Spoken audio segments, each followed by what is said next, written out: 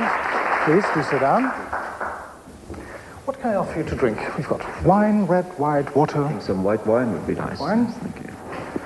All somehow in the German mood of white wine. Thank you.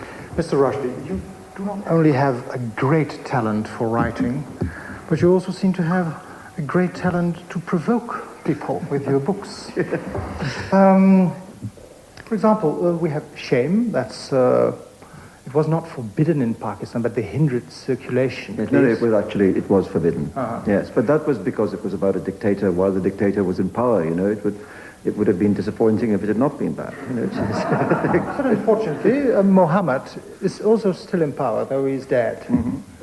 Well, or people speaking on his behalf. You know, I have a feeling that the Prophet himself wouldn't have had these objections. Oh no, he would have killed you. No, he wasn't that bad. No, but he didn't like poets on whores. It's true, he didn't like writers. There is a verse in the Quran which says, have you seen the poets, it says, the erring follow them. They say that which they do not, you know?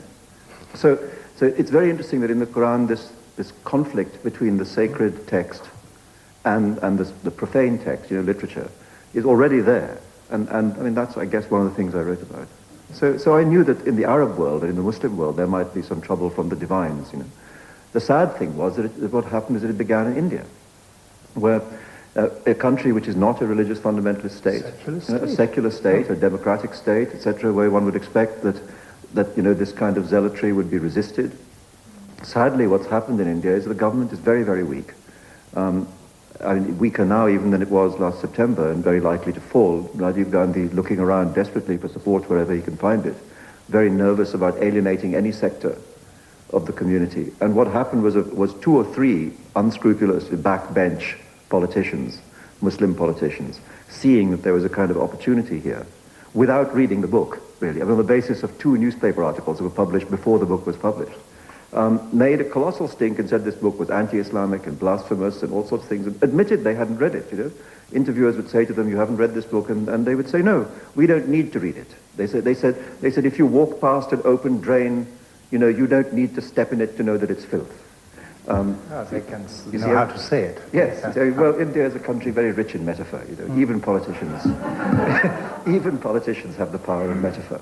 Yes. But do you think it's Rajiv Gandhi's personal politics? I mean, you had some difficulties together, isn't it? Well, only with his mother. With his mother. Yes. You called her a black widow spider. This might be his revenge for his mother. It's suspected. I don't think so, really. I think Rajiv is not a bad man. He's just a stupid man, which is not the same thing.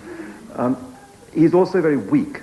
You know, I mean, you know, if your training for being the Prime Minister of India is to be an airline pilot, then you can see that there are certain, you know, problems in the area of sophistication. And so you like flying a lot. and I mean, the problem is Rajiv is a prime minister who classically does not act, he only responds to other people's actions, you know, and so he never has the initiative in a given situation. And certainly in India at the moment, sadly, what's happened as a result of this is that religious extremist groups of all kinds, not just the Muslims, but the Hindu extremists, the Sikh extremists, very much control the political agenda, you know, because they act all the time and the government simply reacts in more or less weak ways. Why fundamentalism is emerging everywhere? I mean, if it's in the Bible Belt of the United States, Catholics in Poland... Yeah, well, I'm glad you said that, really, because I think it is important that we don't somehow think of this, you know, as being the savagery of Islam, you know, because I think that happens to be my problem at the moment, has to do with the Islamic zealots. But if you spend any time in India, you know that Hindu fundamentalism is just as powerful, that Sikh fundamentalism is very powerful. If you go to America, as you say, there's Christian fundamentalism, there's also militant Zionism. I mean, there's, you know, it seems, I begin to feel increasingly that this is the fascism of our age. I mean, there's something very horrible about having so much hatred aimed at one, you know, and there's a lot of it around. There are great fields full of people holding up placards saying Salman Rushdie stinks, you know, which is not, I mean, it's awful to see, especially when the person they're talking about is somebody they don't know, with whose work they're completely unfamiliar. And yet that doesn't seem to matter to them. And that's apart from being personally upsetting, I find that also the implications of that very alarming, that a person and his work can so easily be turned against by people who don't seem to feel the need to familiarize themselves with it at all. Okay, thank you very much for this conversation.